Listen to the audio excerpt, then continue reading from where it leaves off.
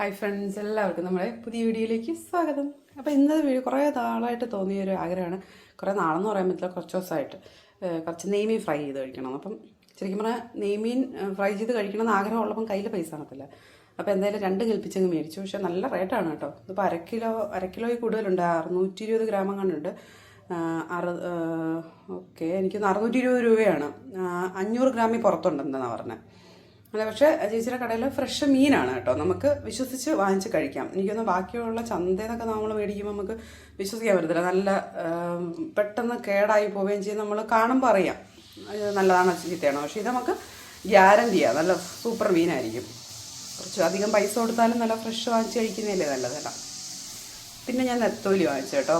അമ്മ ഇത് കഴിക്കാൻ ചാൻസ് കുറവായതുകൊണ്ട് തന്നെ ഞാൻ ഇതിൻ്റെ അടിയിലും കുറച്ച് നെത്തോലി കിടപ്പുണ്ട് കേട്ടോ. ഇത് ഞാനിപ്പോൾ ഉപയോഗിക്കാൻ വേണ്ടിയിട്ട് ഞാൻ മാറ്റി വെച്ചാണ്. അപ്പം ബാക്കി നമ്മൾ ഫ്രീസറിൽ കയറ്റും. ഇതിൽ നിന്നും കുറേ മീനെടുത്ത് മാറ്റും. കുറച്ച് എടുക്കുകയുള്ളൂ കേട്ടോ സംഭവം. അപ്പോൾ ഇനി ഇത് ഫ്രൈ ചെയ്തിട്ട്